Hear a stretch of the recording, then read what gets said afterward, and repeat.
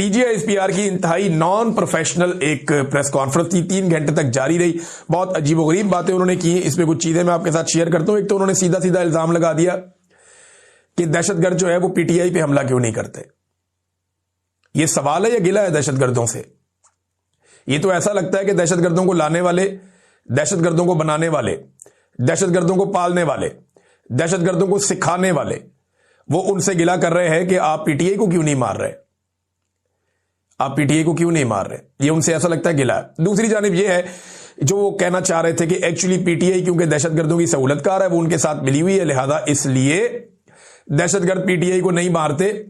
दूसरी जानिब ये एक एंगल इसको देने की कोशिश की गई है।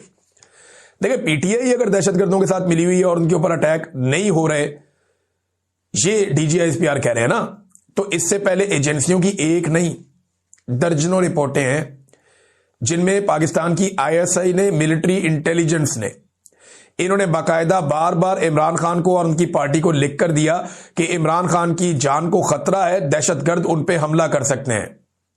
और दहशतगर्दों ने हमले का प्लान भी कर लिया है। इमरान खान पे कातलाना हमला हो भी चुका है।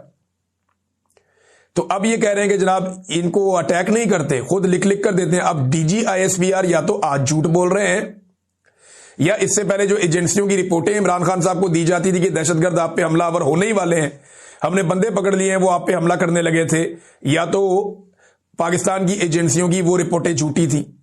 अब डीजीआईएसपीआर फैसला कर लें कि वो खुद झूठ बोल रहे हैं या उनकी एजेंसियां झूठ बोल रही हैं जो ये कहती हैं कि इमरान खान की जान को दहशतगर्दों से खतरा है। ये जो रेहान ज़ेब का कत्ल हुआ था, ये किसने किया था? दहशतगर्दों ने नहीं किया था। ये अभी दीर से एमपीए मलिक लियाकत के ऊपर बड़ा खौफनाक अटैक हुआ, ये किसने किया था? मुराद सईद की पूरी फैमिली को तबाह बर्बाद कर दिया, दहशतगर्दों ने उनके ऊपर भी हमला किया। ये सुहेल अफरीदी जो है, इनके घर के 11 अफराद शहीद हो गए हमले के अंदर, उन्हें किसने शहीद किया था?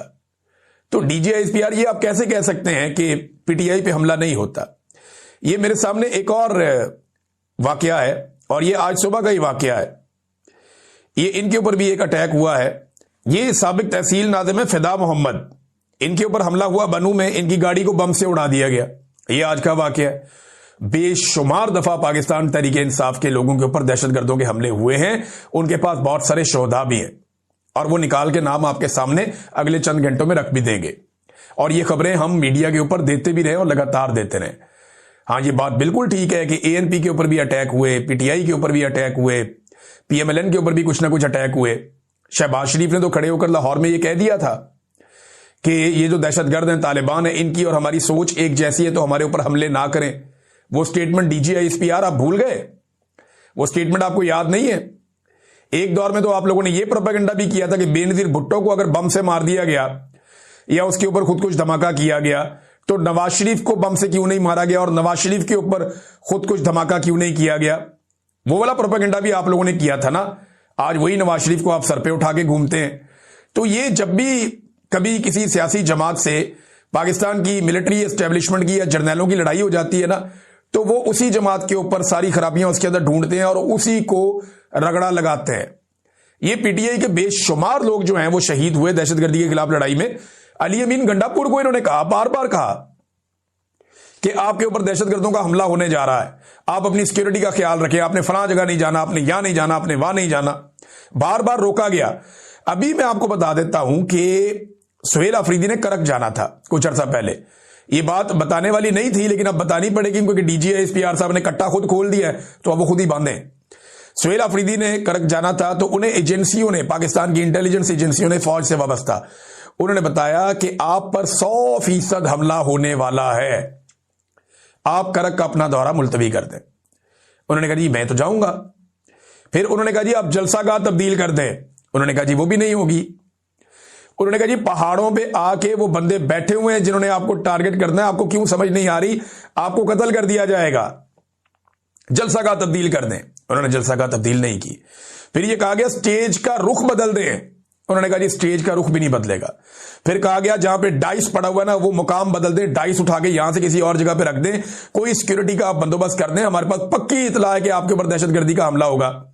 तो डीजीआईएसपीआर साहब ये जो सुहेल अफरीदी को इंफॉर्मेशन दे रहा था, ये कोई भारतीय फौजी तुकाराम था या जो सुहेल अफरीदी को जो कह रहा था कि आपके ऊपर कातलाना हमला होने वाला है और दहशतगर्द आपके खिलाफ एक दहशतगर्दी करने वाले हैं, ये कौन कर रहा था?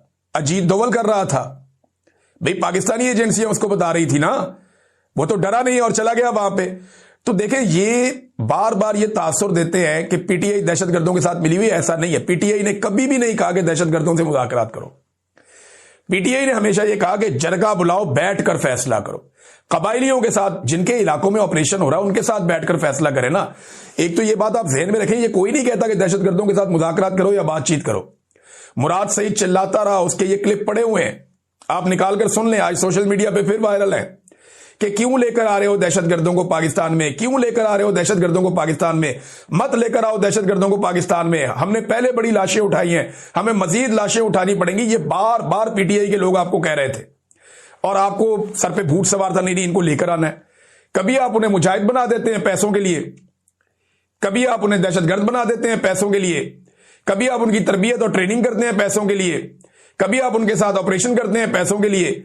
और मेरे ख्याल में ये मैच्योर हो जाना चाहिए, थोड़ी सी मैच्योरिटी दिखानी चाहिए इदारे को, अपनी एक कांस्टेंट पॉलिसी बनानी चाहिए। ये तरीकाकार गलत है, ये तरीकाकार बिल्कुल गलत है कि आप गुड तालिबान और बैड तालिबान करें। अली अमीन गंडापुर ने भी ये कहा, वहां खैबर पख्तूनख्वा की पुलिस से जाकर पूछो, वो साफ बताते हैं कि हम दहशतगर्दों को पकड़ के लाते हैं, ये एजेंसियों के लोग आते हैं, ये आगे छुड़वा के ले जाते हैं। ये कहते हैं जी हमारा एसेट है, हमारे काम का बंदा है, इसको छोड़ दो, इसके बदले में हमने कुछ और काम लेने। वो कहते हैं जी हम दहशतगर्दों को पकड़ के लाते हैं। वो एग्जैक्टली वहां पुलिस वाले बताते थे खैबर पख्तूनख्वा में कि हमें पता है कौन कौन से दहशतगर्द ग्रुप कहां बैठे हुए हैं, हम कार्रवाई करना चाहते हैं, ये हमें कार्रवाई करने नहीं देते, एजेंसियां हमें कार्रवाई करने नहीं देती, ये हमें रोकते हैं कि आपने वहां कार्रवाई नहीं करनी। और मकामी लोग क्या समझते हैं, जरा ये समझ लें आप कि मकामी लोगों का प्रॉब्लम क्या है। वहां फुकदान है ट्रस्ट का। हजारों ऑपरेशन हो गए हैं, अभी तक खैबर पख्तूनख्वा में अमन नहीं आया। बल्कि पिछली मर्तबा जो बड़े बड़े ऑपरेशन किए गए थे, जब ऑपरेशन किए गए थे तो उन शहरियों से जिनको उनके इलाकों से बेदखल कर दिया गया था, उनसे कुछ कमिटमेंट्स की गई थी, कुछ वादे किए गए थे कि आपके घर बनाएंगे, आपके बाजार बनाएंगे, आपका कारोबार बनाएंगे, आपको पैसा देंगे, आपको वसाइल मुहैया किए जाएंगे, जो नुकसान होगा उसका अदाला भी होगा। ये वादे उनसे किए गए थे, वादे पूरे ही नहीं किए गए। शो ऑफ के लिए छोटा मोटा कोई एरिया बना के तो सारे मीडिया में चला देते हैं ये हमने बना दिया। कोई वादा पूरा नहीं किया गया खैबर पख्तूनख्वा के कबायली इलाकों में वहां के लोगों के साथ। जब वादे आपने उनके साथ पूरे नहीं किए ऑपरेशनों के बाद, तो वो दोबारा अपने घरों को क्यों तबाही के लिए आपके पास छोड़ दें? अब आपको उनके साथ बैठकर बात करनी पड़ेगी। ये है फड्डा। एक तो दहशतगर्दों को लेकर आप आए, लेकिन ये बार बार कहते हैं ना कि इमरान खान दहशतगर्दों को लेकर आया। भाई दहशतगर्दों को लेकर आने के लिए कोई मीटिंग हुई होगी ना, उस मीटिंग के मिनट्स भी होंगे।